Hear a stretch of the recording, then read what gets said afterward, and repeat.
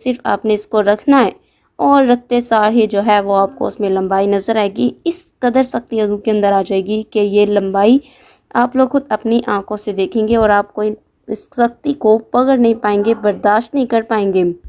जो लोग जो हैं अभी बिल्कुल यंग हैं और उनकी शादी होने वाली है और जो है वो परेशान भी हैं, तो जो है ये नुस्खा उनके लिए बहुत ज़्यादा फ़ायदेमंद साबित होने जा रहा है। तो वीडियो को लास्ट तक देखिएगा और स्किप करके मत देखिएगा।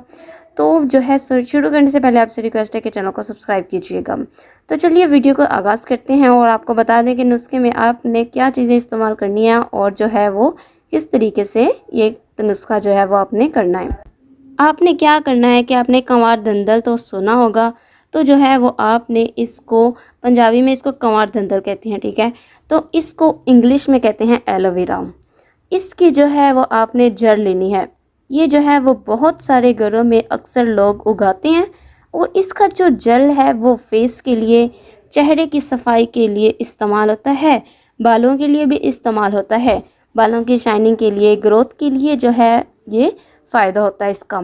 तो जो है शुगर के मरीज़ों के लिए भी ये जो है वो बहुत ही अच्छा नुस्खा है। तो लेकिन आज इसकी जो है वो जड़ लेनी है। जड़ आपने इसकी जड़ लेकर पानी के अंदर पीसना है, ठीक है। यानी कि आपने उसकी जड़ लेने के बाद हामदस्ते में जो सा वो डालना है और उसके ऊपर थोड़ा सा पानी डाल देना है।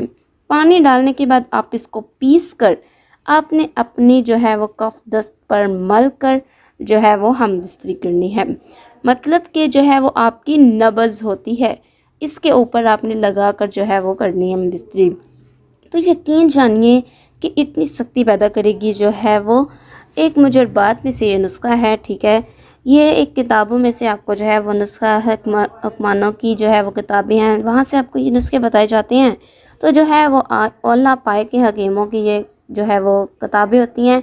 तो जो ये है आजमूदा अमल जो है वो नुस्खा जात होते हैं। तो व्यूवर्स ये थी आज की वीडियो। उम्मीद करते हैं कि आपको आज की वीडियो ज़रूर पसंद होगी। तो वीडियो को लाइक कर दिए और मज़ीद अच्छी अच्छी वीडियो चाहिए तो चैनल को सब्सक्राइब कर दें।